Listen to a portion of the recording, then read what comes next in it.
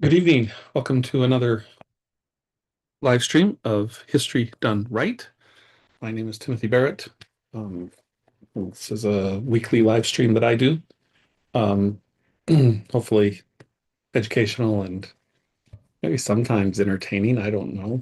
Uh, but anyway, you saw our sponsor there, Bradford Christian College. Please check out bradfordchristiancollege.com to find out more information about the degree programs that we have there at Bradford Christian College, including a Master of Arts in Theological Studies. Um, Ask questions through that website, get the information that you need. It could well be the education program for you or for someone you know. So please check out bradfordchristiancollege.com. Okay, so we're at a point in History Done Right where we're just walking through history and trying to do it right. And one of the things that I'm hoping really gets established as we are looking at the beginnings of human history is really ingraining into our minds that it's important that we think about history starting the way that the Bible instructs us that it starts. That we need to set aside all the efforts to propagandize us into a different view of history than what Scripture would tell us. And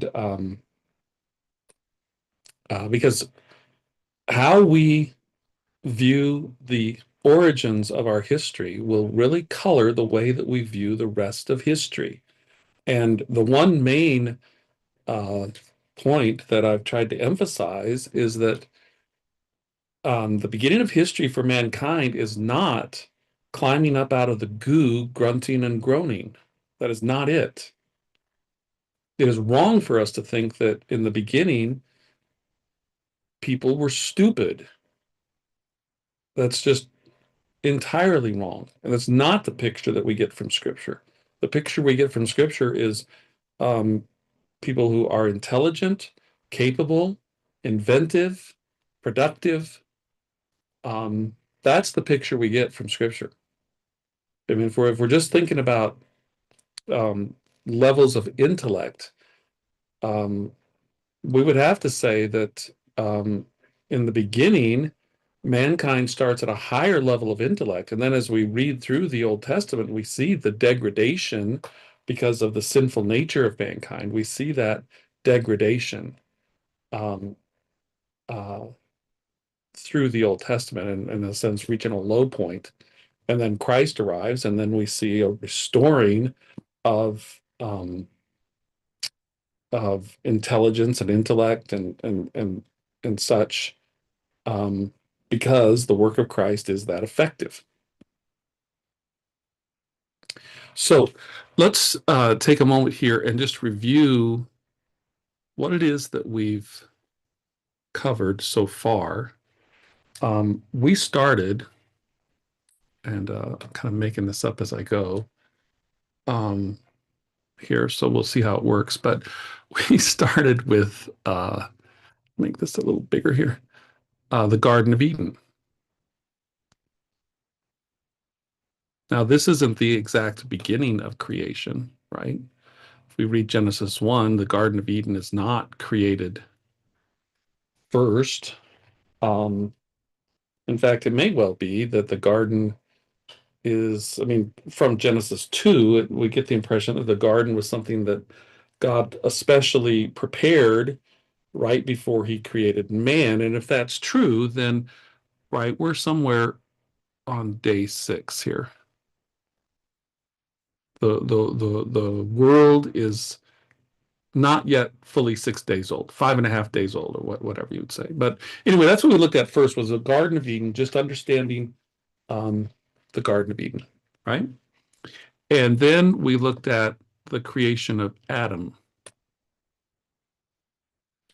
Now, a reason why I'm putting these down is that, if you're in a situation where you would like to do history right, maybe you're a homeschooling parent, or maybe you're an older student that would like to, study history maybe better than you've had an opportunity before. whomever, like these could become markers for you, topics for you to study. Right now, remember what we've been doing so far is we've actually been using Matthew Henry's commentary and using that as a means of helping us to understand the history that is happening in these days of creation. All right, so we're still on day 6, I guess we'll say. But we talked about Adam and his creation and what that meant and how that happened and what was involved in that. Then we looked at let's put here divine institution of the home or the family, if you prefer, whichever. And this is really critical, right? And this the of course this is critical because um, it is uh, hmm, this is rooted in. I guess I'll write it up here. I would have wished to write it in the box, I think, but this is rooted in marriage. Okay, and this isn't um, when we're reading about this. This isn't well, this is just the way we're going to do it. This is this is definitional, what's happening at creation. Um, it is, I mean, God is in the process of building society, culture, you could say. Um, you could say he's in the process of building nations. He's initiating his nation building process, and he starts it with marriage, which births family, home, and um, it is woefully insufficient, and it's disregarding um, the providential role of God in history to make arguments that we should prefer traditional marriage because it has a long history of establishing stable societies, right? Of course, the counter to that is, what are you talking about stable societies? Look at how much turmoil there's been in history, and so there's no, that can be the counter argument. Well, the the actual statistics in this regard don't matter. What matters is definitionally how God established things. That's what matters. And by definition, God defined marriage to be this. And I mean that's what a creator gets to do is he gets to define things. And the created live according to those definitions, or they live a life of struggle and turmoil in rebellion to those definitions, right? Trying to stretch those definitions or change those definitions, what have you, ignore them, and that's just a short path to chaos and disruption and not stable society.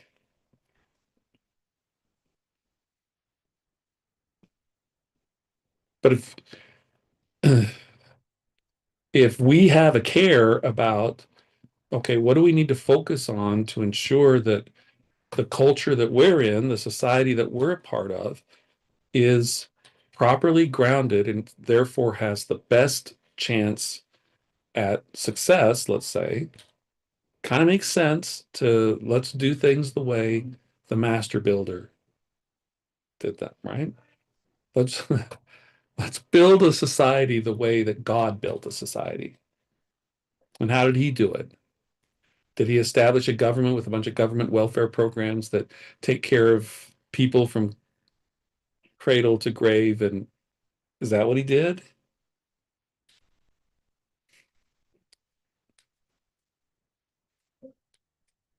No, he started with a husband and a wife who were to become a mom and a dad, who were to have a productive, economically productive family. And really, through that economic productivity, but that's not, it's not the only thing, but maybe primarily, but certainly through that economic productivity, um, find good and positive reasons to interact with other families and start building connections in a society. Not the least of which would be the abundant opportunities to actually say thank you to other people, right? When family A trades the chicken eggs for the bacon from family B, and they can each say thank you to each other.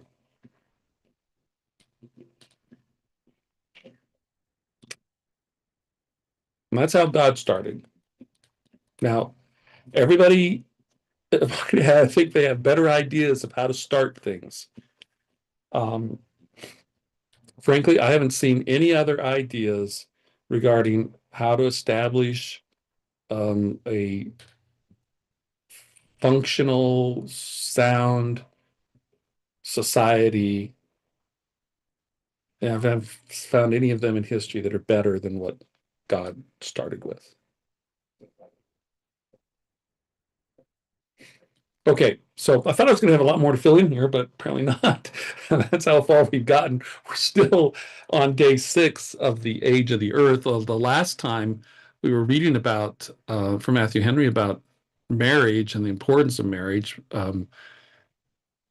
Uh, Visit the previous video and hear our discussion about the importance of marriage and the um, one of the points that we made was that a survey of history will show to you that when a culture, when a country, when a nation, when an empire begins to exhibit a preponderance of loud and bitter females and effeminate males, they are well down the downward slide to their demise.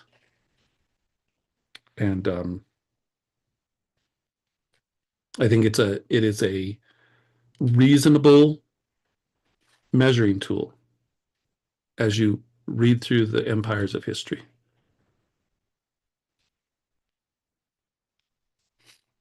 All right.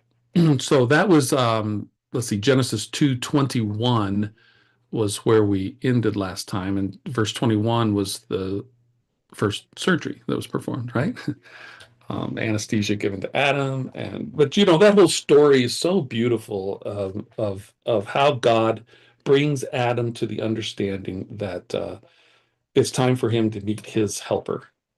It's a beautiful story, um, and it is um, it is not the case that God snuck up behind Adam and chloroformed him or something, and surprise, it was not the case at all. The whole while there could be multiple reasons for the animals being brought to Adam and him naming them, and certainly one clear reason was the establishment of Adam's delegated dominion over the lower creatures.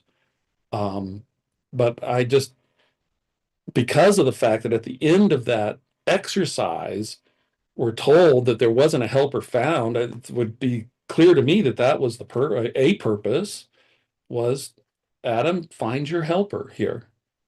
And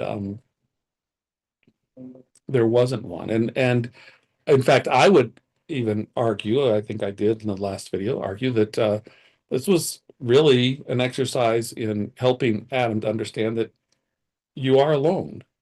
Because I don't think he would understand that concept. I mean, maybe academically or in intellect definitionally, right? Alone, right?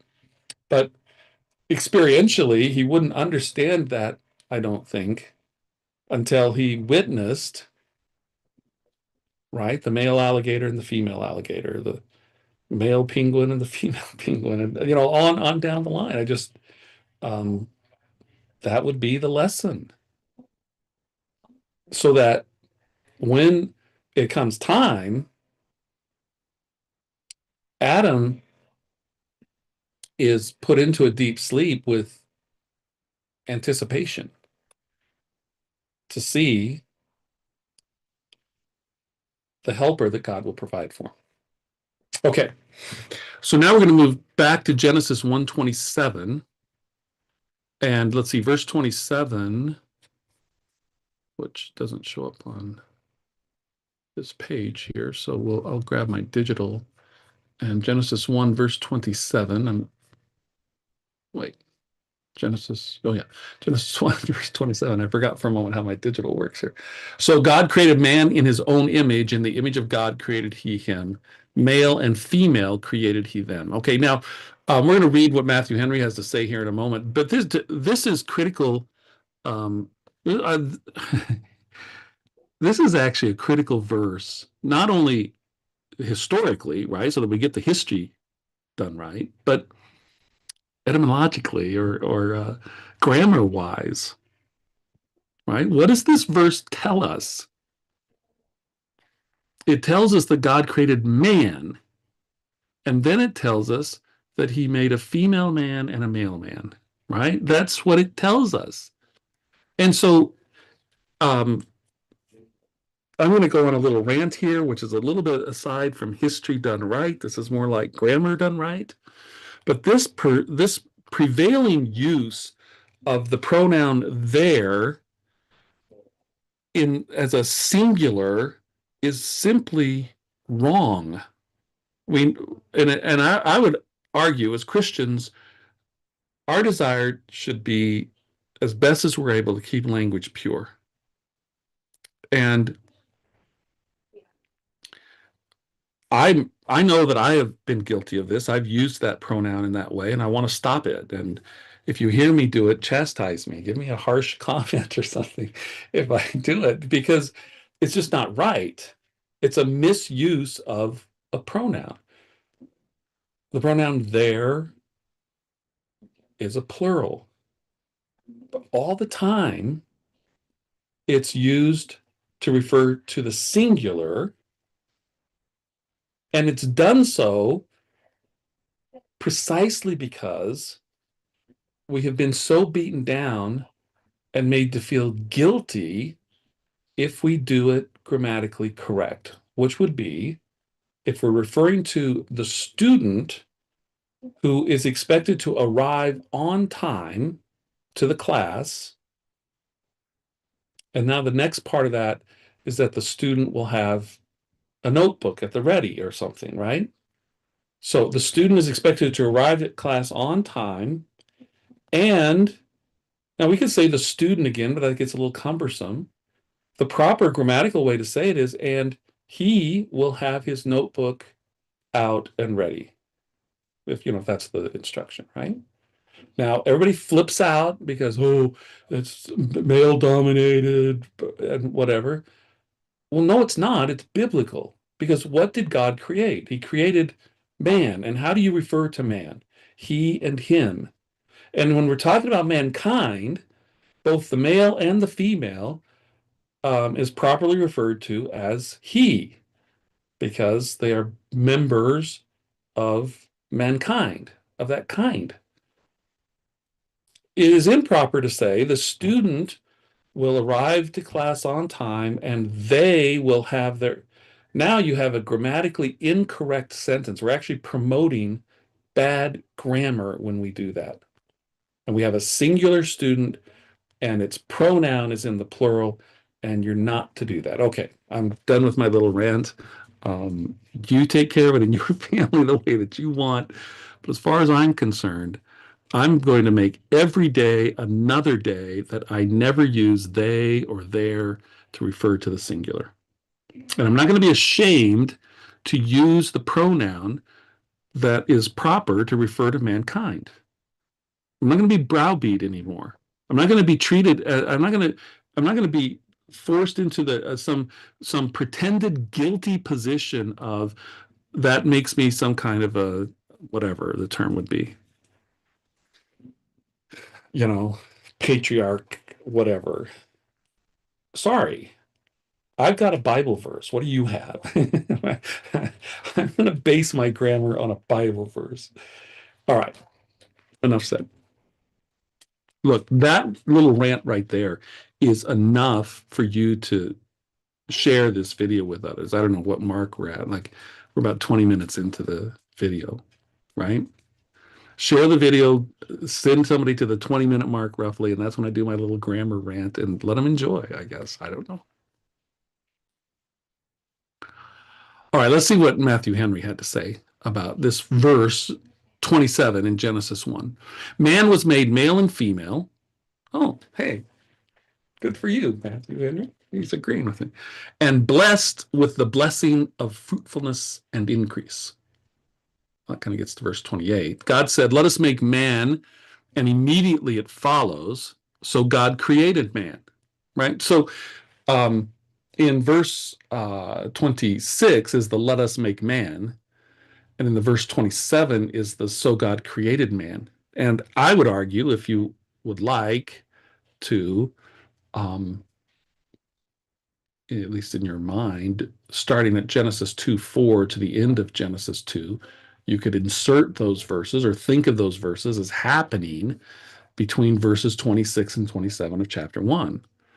And if you think about it that way, then it kind of helps you have at the ready a response to those who try to argue that, oh, there's more than one creation story or whatever. Well, no, there isn't. What there is a creation story that is told the way that we tell stories, right? When we tell about something that happened, rarely do we hit it exactly chronologically, right? When we tell stories all the time, and I don't necessarily mean actually all the time, but all the time, we're backing up and filling in, and we might jump ahead and come back, right? I mean, that's the way we talk, right? And that's the way the Bible talks to us in the beginning. All right. So God said, let us make man, and immediately follows, so God created man. He performed what he resolved.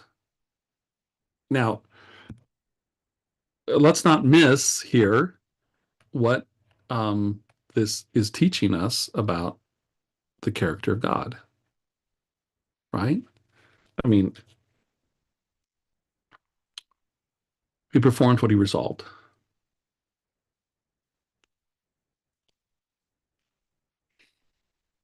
You and I don't always do that. God does. With us saying and doing are two things. Oh, well, I guess, I probably need to quit commenting. Just let Matthew Henry. With us, saying and doing are two things, but they are not so with God. Yeah. See, now there's a proper use of they. It's the plural, the saying and doing, right? All right.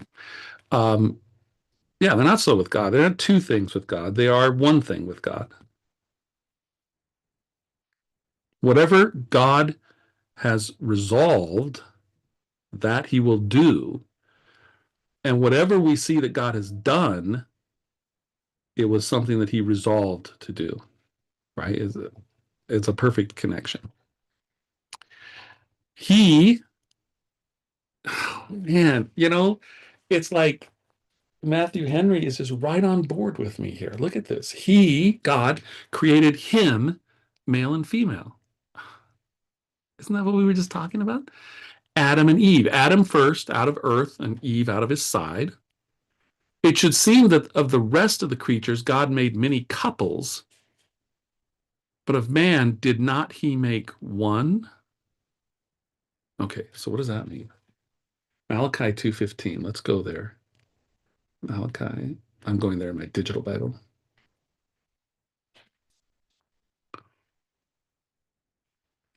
Malachi 2:15.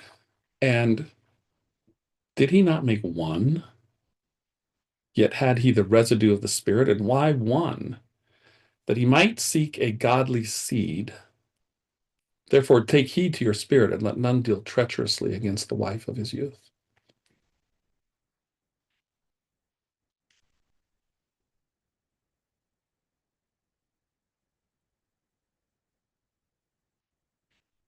All right, so it should seem that of the rest of the creatures, God made many couples, but of man did not he make one? Though he had the residue of the Spirit, whence Christ gathers an argument against divorce. Matthew 19, 4 and 5.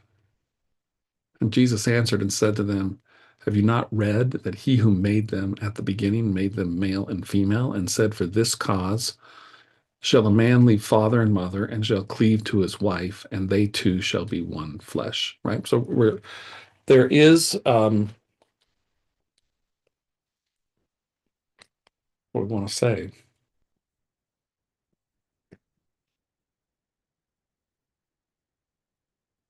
there is something uniquely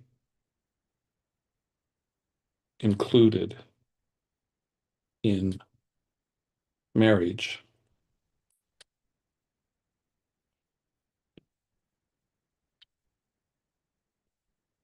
specifically the male and the female marriage, like, all the pretended marriages that happen. I'm going to say that they don't achieve what it is that is originally definitionally marriage, right? It's a male and a female that are married, that cleave and become one flesh. And that's well, I think I talked about this some last episode, but this is Paul takes hold of this and says, in this is the mystery of Christ and his church. And I suggested that what becomes um, the picture of the outcome of the gospel having its effect is seen before the fall.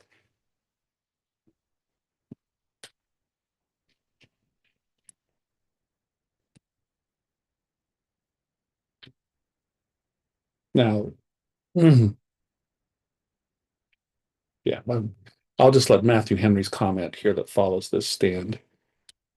Um, our first father, Adam, was confined to one wife, and if he had put her away, there was no other for him to marry, which plainly intimated that the bond of marriage was not to be dissolved at pleasure.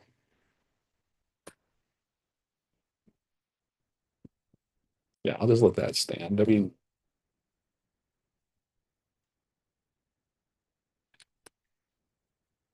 but think about this. History done right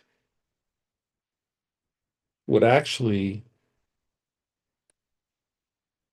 I'll just take it the way Matthew Henry writes it here, for young men would instruct them in this truth that as Christians, desirous of um, conducting ourselves and living our lives and the things that we do in a way that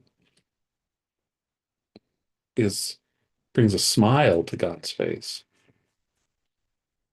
For the young men, really their attitude should be, this is my wife and there's no other for me to marry. The attitude should be, I would argue, Adam's circumstance in the garden. Like there'd be no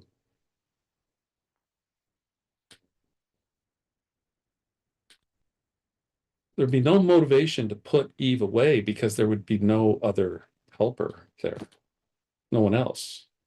And um, we need that kind of fortitude in the rising Christian young men, that bond of marriage is unbreakable, that the heart of the man, at least, is that there's no one else. Not a resignation like, well, there's no one else, so I'm stuck with this one. That's not it. It is an elevated thing, right? Because God wouldn't have given Adam, you know, an unnecessary burden as a helper. That's not being a helper, right? And so when that process, however it works out, when that process is followed and a young man and a young lady have committed, right? It's um yeah, this is my best helper. There's no one else. There's not another, right? And all right, we'll leave it there. Um, I only delve into that because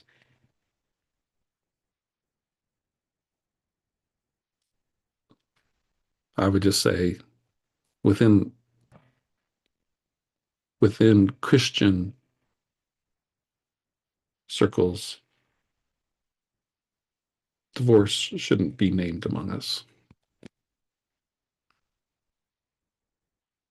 Okay, let's go to Genesis 2 then. We're still looking at, let me jump to the timeline here. We're still looking at this divine institution of home and family, right? This is, we call it a divine institution because um, it's divinely established. This isn't something, and see, this is another part of doing history right. Okay. Mankind didn't stumble onto the idea of the family. Okay. It wasn't that, you know, Knuckle Dragon Joe is in one cave and there's Sweet Mary in another cave, and, you know, they just kind of stumble into some kind of, that's not how it worked at all.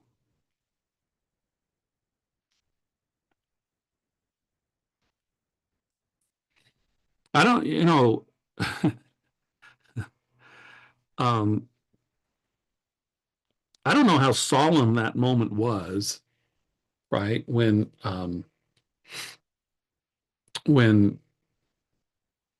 Adam wakes up and he sees the woman, um, I mean, I guess that's the verses we're going to look at now, 21 through 25. Let's read those. The Lord God caused a deep sleep to fall upon Adam, and he slept, and he took one of his ribs and closed up the flesh in its place. And the rib which the Lord God had taken from man, he made woman and brought her to the man. And Adam said, this is now bone of my bones and flesh of my flesh. She shall be called woman because she was taken out of man. Therefore shall a man leave his father and his mother and shall cleave to his wife, and they shall be one flesh. And they were both naked, the man and his wife, and were not ashamed. All right, I don't know the solemnity of that moment. Um, uh, I've heard some ministers talk about what the language is like there in verse 23, where Adam says what he says. Um,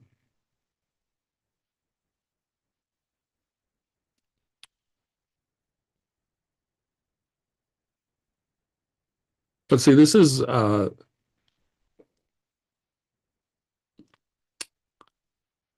marriage, home, family. These are divine gifts from heaven to us.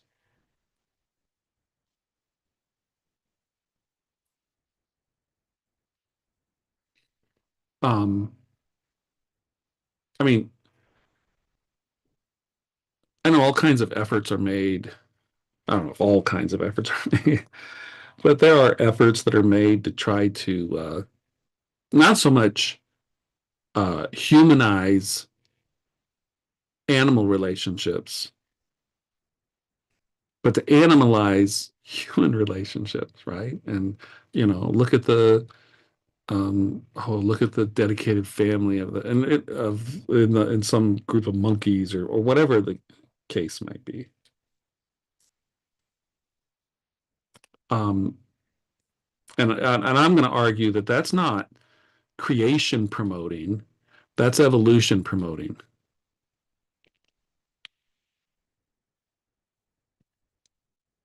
Um, Creation promoting is the recognition that this institution, which we understand as marriage, the home, and the family, this is a gift to God from God to us, and it is something that He ordained to be, right? So when you read the end of Genesis 2, there is an open question as to who really is speaking in verses 24 and 25, right? I mean, verse 23 is clear. Adam said, but is 24 and 25 Adam speaking, or is 24 and 25 now God speaking? Um, and maybe it's both. But uh, the the whole concept of a man leaving father and mother, cleaving to wife, and becoming one flesh is unique to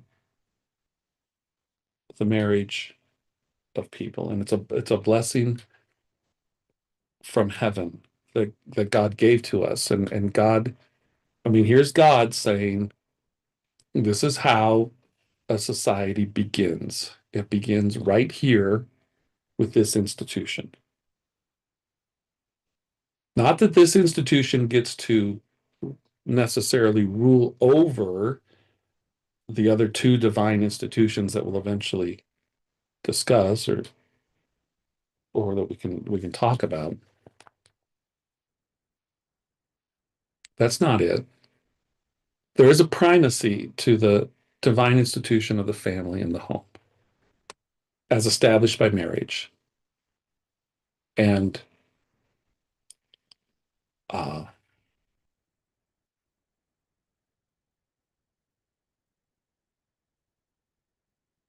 in our churches, we need to be more assertive, I think. And maybe it's just me watching the wrong church services. I don't know. But we need to be more assertive about this. We need to be looking at young men and young ladies and emphasizing this beautiful divine institution that has been provided to us.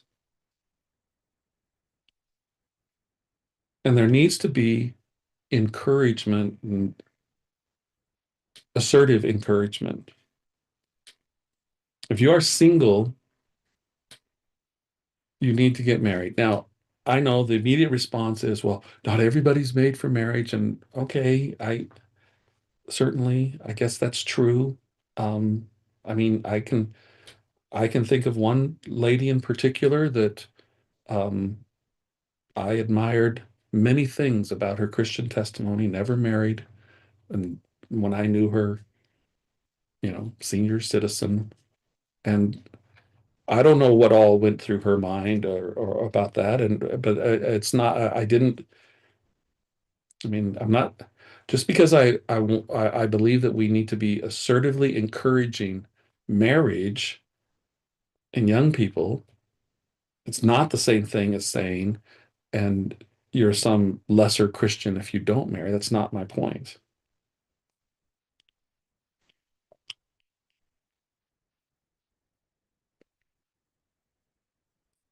But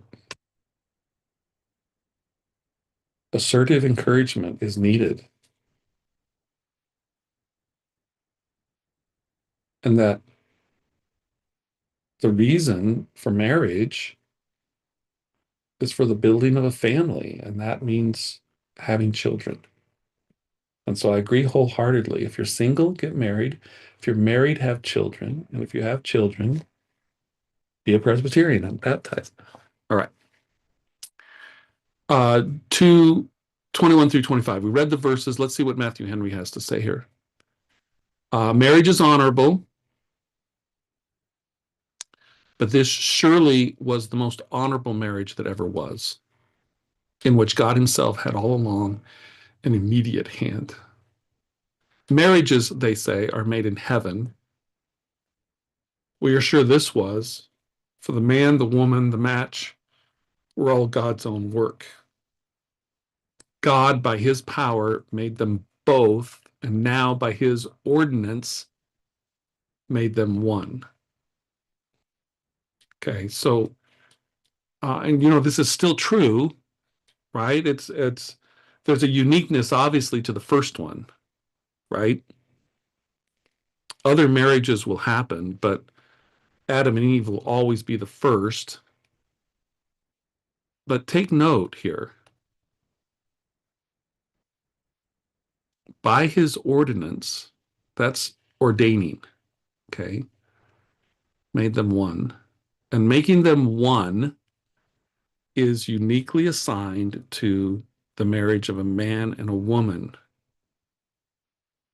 And I'm going to take it to be uniquely assigned. That anything that pretends to be a marriage that's not a man and a woman, there is no making them one.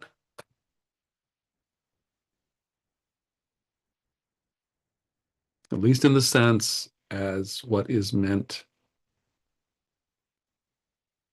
here. This was a marriage made in perfect innocency, and so was never any marriage since.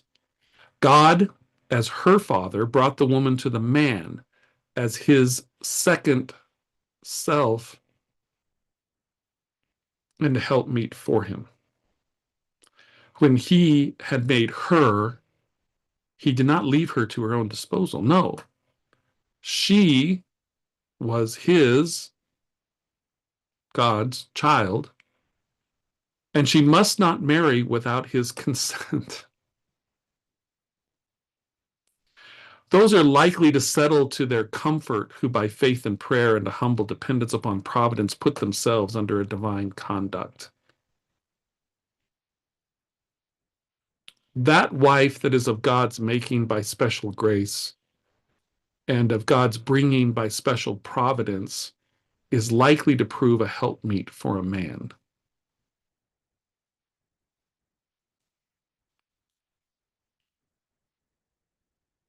Do you see how history done right actually um, brings us to a place where we understand the fundamentals of what makes society, what makes society strong and enduring, right?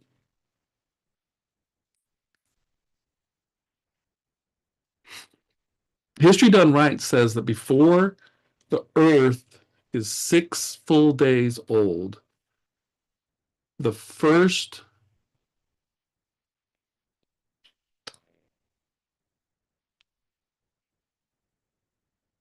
necessary ingredient for building society is put in place.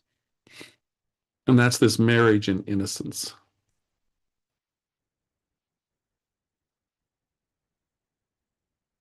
And this should become then the for any Christian who delves into politics, every time they think about policy, legislation, or whatever, included in that evaluation is how does this support and promote the single most important fundamental element of good society, and that's the marriage and family. And if it does damage to that, it doesn't matter how much good we think it does. If it does damage to marriage and family and home, then we don't want it.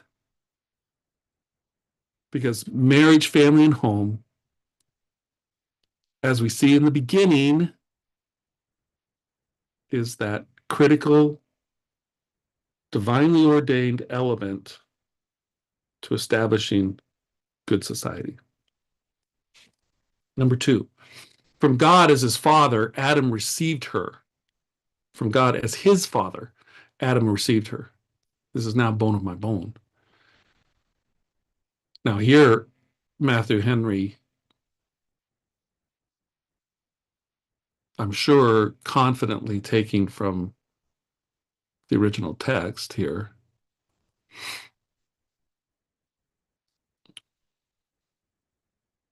fills in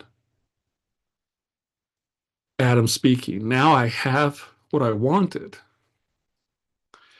in which all the creatures could not furnish me with, a helpmeet for me.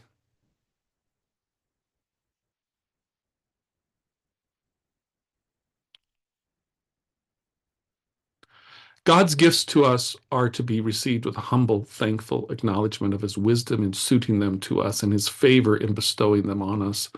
Probably it was revealed to Adam in a vision when he was asleep that this lovely creature now presented to him was a piece of himself and was to be his companion and the wife of his covenant. Okay, right. So how did Adam know to say, this is now bone of my bones and flesh of my flesh? I don't know. Did before God puts Adam to sleep, does he tell Adam, okay, so here's the operation I'm going to perform? Is it while Adam's asleep that God gives him this vision of what's happening and that's how he understands?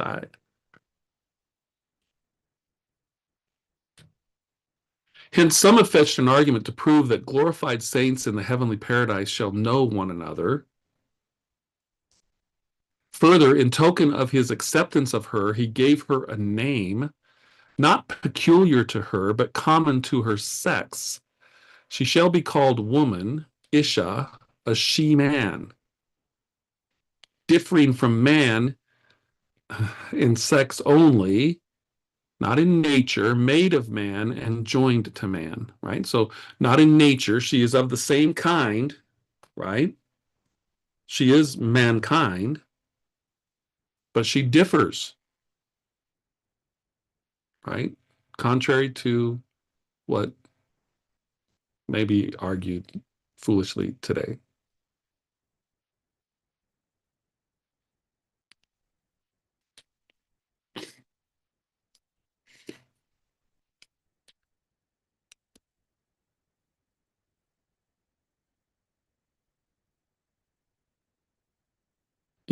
What I just read from Matthew Henry there should be read and contemplated and fleshed out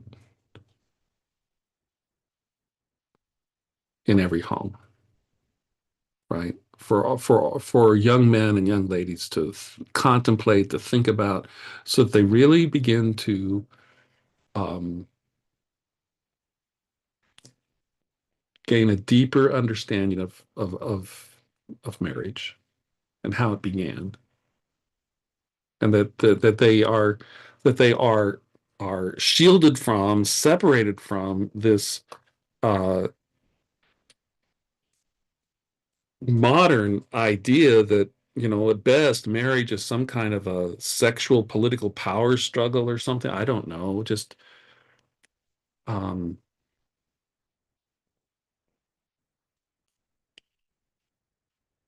all right,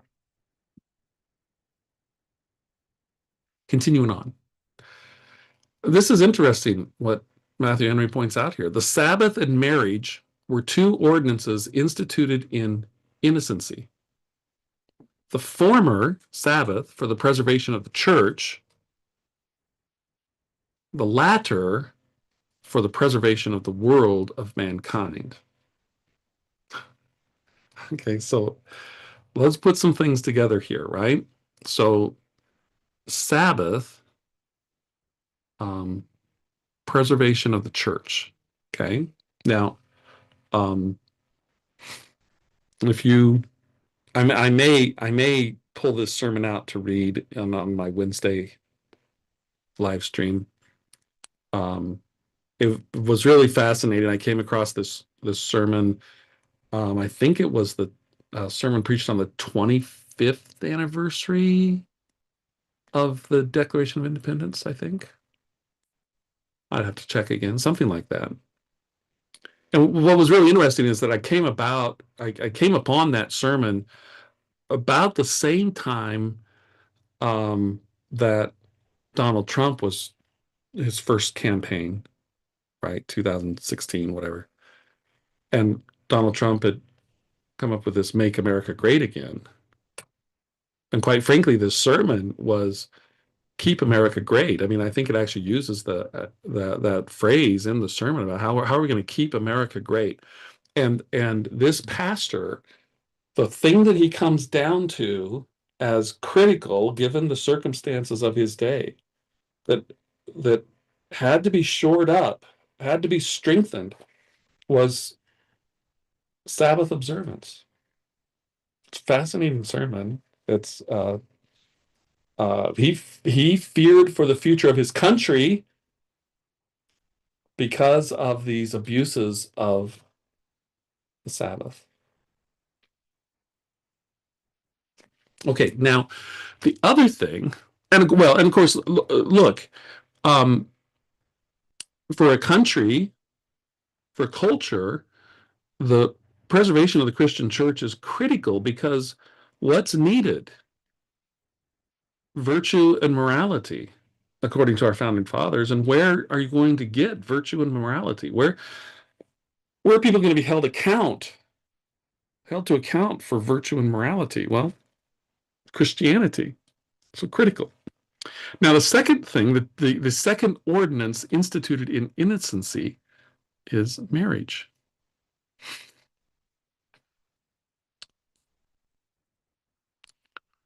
For the preservation of the world of mankind. Try to do a circle that goes around the corner there. Preservation of the world of mankind. Let's just suppose for a moment that Matthew Henry's right.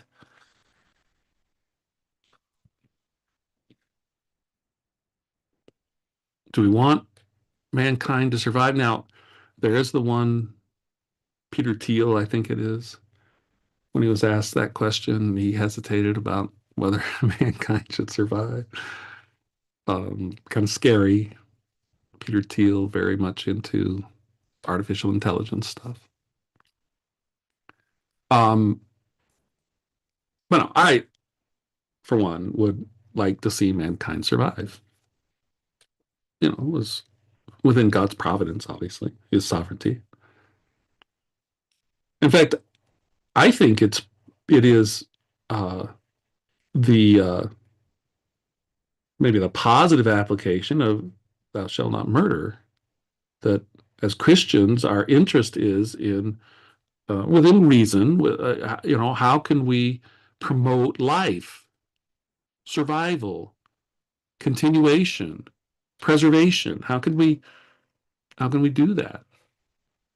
And if Matthew Henry's right that marriage is that ordinance that preserves the world of mankind, well, it is worth our time then to look at, well, how was marriage ordained? Right? We've been through that, right? And it would suggest that anything that pretends to be marriage that is not in accordance with how marriage was ordained is not contributing to the preservation of the world of mankind. All right.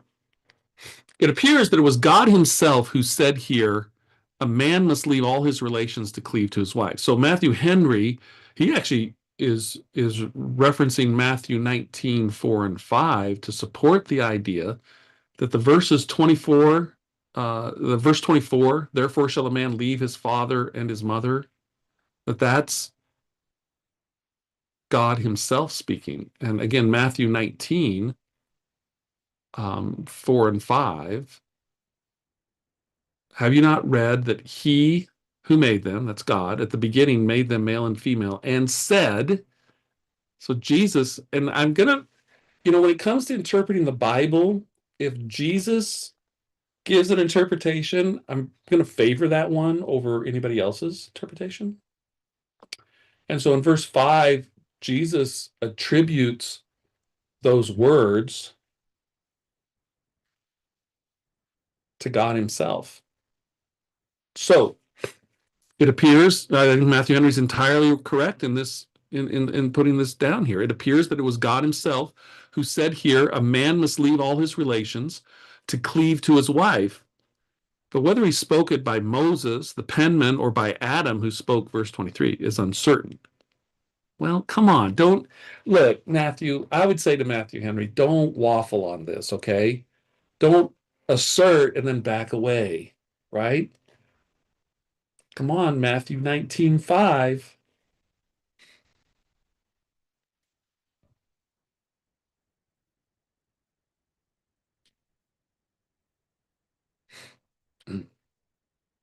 Let's see where he goes with this. It should seem they are the words of Adam in God's name, laying down this law to all his posterity. All right, so looks like where Matthew Henry ends up in this.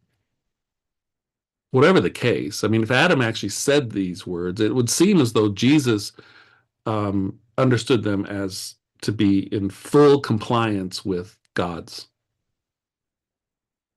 words in this matter. And I will say the thing that I like here is that Matthew Henry says, and this becomes the law. Adam is our representative. Adam is if these are Adam's words in verse 24. Um, Matthew Henry says, here's the representative of mankind declaring the law that will prevail. This is the law. And that law is a man leaves his father and his mother and cleaves to a wife, and they become one flesh. And this is a male and a female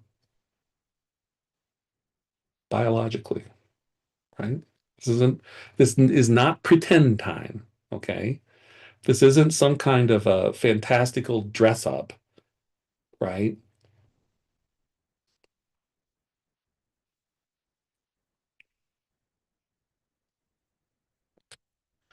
Okay, Matthew Henry goes on. See here how great the virtue of a divine ordinance is. The bonds of it are stronger even than those of nature. To whom can we be more firmly bound than to the fathers that begat us and the mothers that bore us? So think about it. So Matthew Henry's thinking this through, right? There's a strong connection between child and mom and dad, right? And he's saying, well, clearly that's got to be the strongest bond, right? I mean, how could you be more firmly bound to any other than mom and dad? But by divine ordinance, the son must quit them, that is, leave mother and father, to be joined to his wife, and the daughter forget them to cleave to her husband. Now, we don't read that that's what it says here in verse 24. And I mean, this could be a reason to embrace these as Adam's words because he's speaking from his perspective. But Matthew Henry gives us, what is that, Psalm 45? Man, Roman numerals are really challenging me there. But Psalm 45, verses 10 and 11, which say, hearken, O daughter, and consider, and incline your ear. Forget also your own people in your father's house. So shall the king greatly desire your beauty, for he is your Lord, and worship you him. Okay, so Matthew Henry is saying here we have an example of from the perspective of the daughter, the wife, um, her cleaving to her husband is in the same fashion as the man, leaving father and mother. See how necessary it is that children should take their parents' consent along with them in their marriage, and how unjust those are to their parents, as well as undutiful, who marry without it. For they rob them of their right to them and interest in them, and alienate it to another fraudulently and unnaturally. I'll just say, you're a parent, you have sons and daughters, whatever. I think reading Matthew Henry's commentary on this point, right? When you're studying the the sixth day of the history of the world, right? Take time to read this and discuss it. Don't wait until it comes an issue and, well, you should have been checking with that, whatever. Talk about it early in the lives of your sons and daughters. Talk about it from a positive perspective. I've in teaching classes, I've had some fun with students where I've um, we've talking about marriage or whatever, and I throw out the idea of, what if your parents told you that they were going to arrange your marriage, and there's this like natural, or maybe it's not natural, resistance to that idea, and I tell them, I'm not advocating that that's the way it should be, that there's some rigid, you know when kids are 4 or 5 years old, there's some kind of agreement made that, I'm not saying that's the way it should be, but I am wondering why. I mean, if I had started off asking, you love your mom and dad, right? Yeah. And they're good to you, right? Yes. They provide for you, yes. And they make good decisions about things in your life, yeah. Why, when it comes to then who you should marry, do you suddenly decide, well, I can't trust them with that decision? It's like, doesn't everything about now, obviously, not every household and family, unfortunately, is functioning the way that it should, right? But just generally speaking, right? Shouldn't everything about what's going on in your life with your parents actually build in you the confidence that mom and dad do know what they're talking about? They do make good decisions. They are wise, and I could trust them with that. I mean, all right. See what need there is both of prudence and prayer in the choice of this relation which is so near and so lasting. That had need be well done, which is to be done for life. Sometimes you have to read Matthew Henry sentences twice to get the full impact. But look, if the decision you're going to make is meant to be for life, then do it well. Do that decision, make that decision well. Use the wisdom of those who are invested in you to help you make that decision, to help you see things that you don't see, right?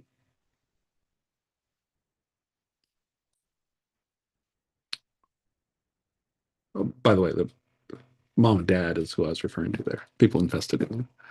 Okay, number 4. See how firm the bond of marriage is, not to be divided and weakened by having many wives. Okay. Nor to be broken or cut off by divorce. Absolutely. For any cause but fornication or voluntary desertion.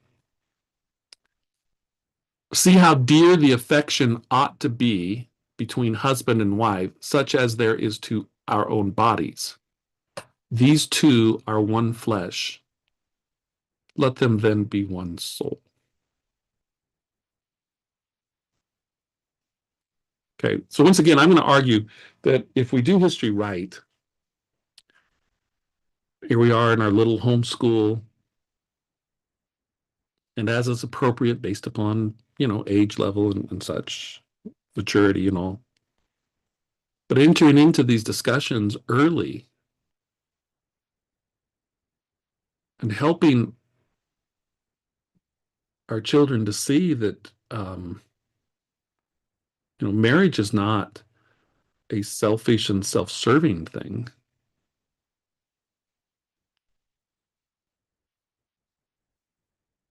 I mean, yes, there's personal blessing and happiness and what have you, that is to be a part of it.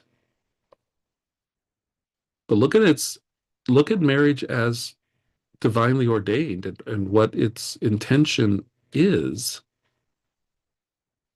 the solemnity of it, the seriousness of it.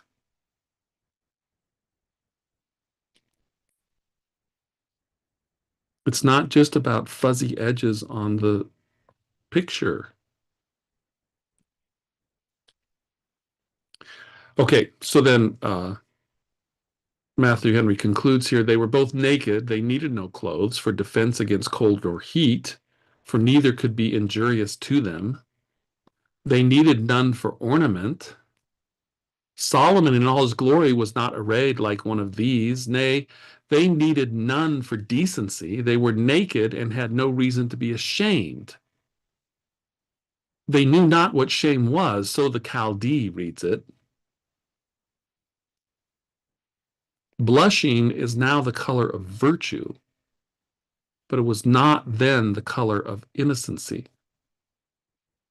Those that had no sin in their conscience might well have no shame in their faces, though they had no clothes to their backs.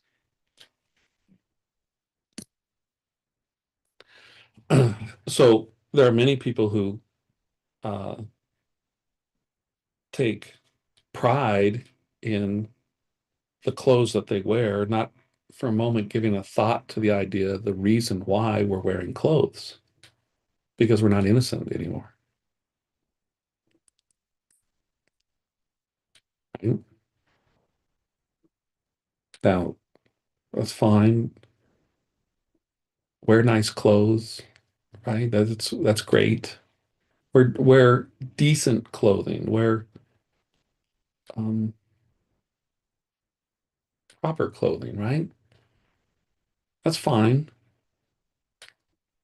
And no one's going to argue that as Christians we go around in sackcloth and ashes all the time, if ever.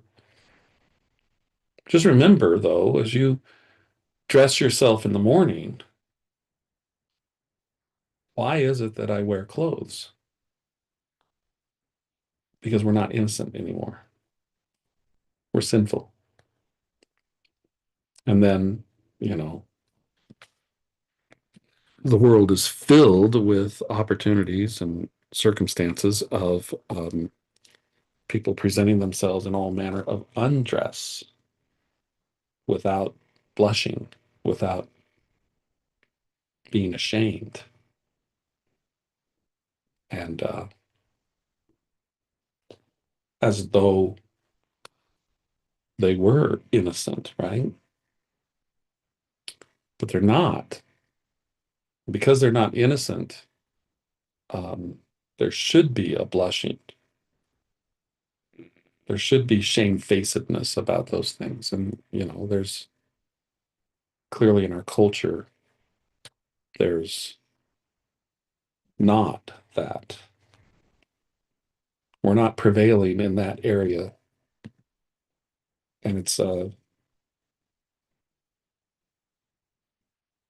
well, I don't need to tell you, it's a tremendous challenge. Okay. Um, well, I think we're going to stop there for tonight. We're still, well, let's see, what do we have left here? Oh, we don't have too much left. I think this is the, let me just check. I think we have just one more section to read that will take care of our section on um, the divine ordination of the family. So let's go ahead and do that.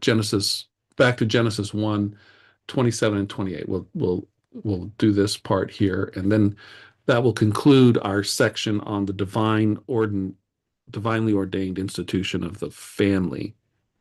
And that means the next episode we can take up with Genesis 3, the fall of man, which gets us out of the sixth day of creation. I'm not sure how old the earth is at the point of the fall of man, but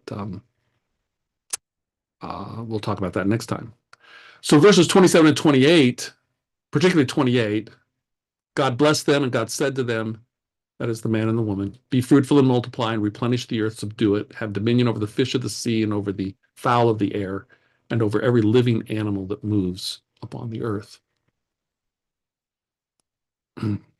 And in regards, I mean, you can see that Matthew Henry has a lot to say, right? But we'll look at this portion here. Angels were not made male and female, for they were not to propagate their kind, but man was made so, that the nature might be propagated and the race continued.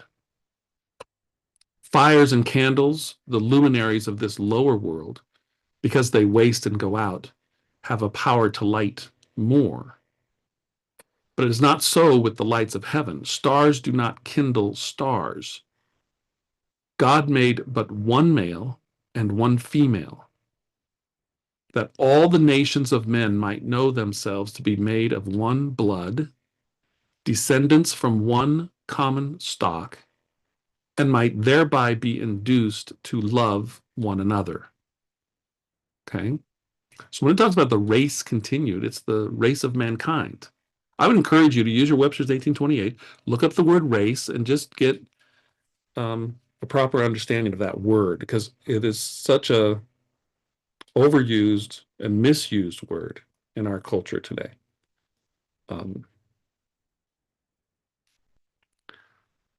it's it's not the charged word that they try to make of it today. But look at what Matthew Henry is saying, that and this would be part of our getting history done right. Okay, so God starts with one male and one female. Why? Well, probably for numerous reasons, but in consequence of that, all the nations of men can know themselves to be made of one blood, descendants from one common stock, and might thereby be induced to love one another. God, having made them capable of transmitting the nature they had received, said to them, be fruitful and multiply and replenish the earth. Here he gave them one, a large inheritance, replenish the earth. It is this that is bestowed upon the children of men. They were made to dwell upon the face of all the earth. Acts 17:26. This is the place in which God has set man to be the servant of his providence in the government of the inferior creatures, and, as it were, the intelligence of this orb, to be the receiver of God's bounty, which other creatures live upon, but do not know it. To be likewise the collector of his praises in this lower world, and to pay them into the exchequer above, and lastly, to be a probationer for a better state. Okay, so this is interesting because Adam was given the responsibility to dress and keep the garden, but his posterity, his children, I mean, the reason for being fruitful and multiply, it would seem, is to replenish the earth. Now, I don't know everything that means, but I don't think it's improper to think of that as okay, so here I am, a son of Adam, and I am married to whomever, and Adam says, "Go, right? Like, leave, leave mom and dad, right?" And so, what do? I guess I go out into the earth, and with my wife, and we find our place, and my wife looks at me and says, "Well, I want to help you. So, what are we going to do?" And I would say, "Well, let's try to make this look like Dad's place." Right? Like, the way Dad had things set up in the garden there. I think that's what we'll do here. Now, apparently, we never got to that point in actual history, right? But I'm just saying that if we had got to that point, I think that would be not unreasonable. That you know, if I'm son number 8 and I head out, because I'm married now and I have to leave mom and dad, um, right? Well, I'll try to, wherever I end up, I guess I'll work this to be like my Garden of Eden, like what dad did. Let's do it like dad did. I, okay. 2, a numerous lasting family to enjoy this inheritance, pronouncing a blessing upon them, in virtue of which their posterity should extend to the utmost corners of the earth and continue to the utmost period of time. Fruitfulness and increase depend upon the blessing of God. Obed-Edom had 8 sons, for God blessed him. It is owing to this blessing which God commanded at first that the race of mankind is still in being, and that as one generation passeth away, another cometh. So in the mandate that's given here, um, it's be fruitful and multiply. There's not a limit to it, I guess, other than the earth or whatever. But there's not a limit to it.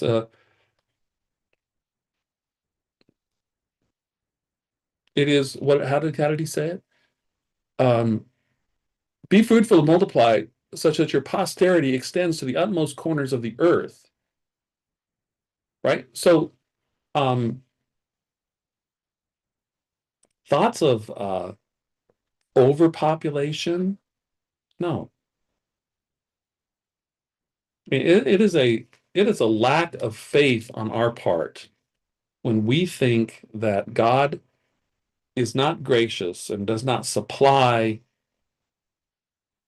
our garden, the earth, with all the things that we need to support people to the utmost corners of the earth. I mean, it's clear God is a people person and he wants his earth filled with people. Now, no question, there could be logistics problems, and too many people can clump in a small area, and that there could be issues, right? We've got to manage our distribution, maybe, right? I mean, there's no question. But think about God's blessings upon at least a portion of the earth, right? I mean, I as I understand it, we have more people living in this country than we've ever had. That's what I understand. Um, and I don't know how the relation between how much of the land in this country is given to farmland. And I understand we get farming from outside this country. I understand that. Um, but regardless, whatever the circumstance is, um, we have plenty of food for us, right? In fact, we have so much food. I don't know if you've ever noticed this in a grocery store, but grocery stores actually pay people to pick through the produce and throw out produce that just looks a little bad because nobody wants to look at produce that looks a little bad. I mean, it can still be used. I mean, many parts of it are still edible, whatever the case is. And yet we have such an abundance that we're okay with, um, them throwing out the apples that have even just the smallest of bruises on them because people don't want to look at that. That's God's really gracious to us that we can have such an abundance that we can be choosy about our food. That's not unlike Adam in the garden and God saying you're free to eat of all the trees except that one tree. And I mean, it's kind of similar, isn't it? We have this abundance of food, so-called food. We won't get into the conspiracy there. All right. So that brings us to the conclusion of the section of the um, divine institution of the home and family, right? And look, this is the way history began. This is This is how God goes about ultimately building nations, right? He does this by starting with what? The home, the family, the marriage. And all of that is by ordinance, divinely instituted. It is the law by which we are to live.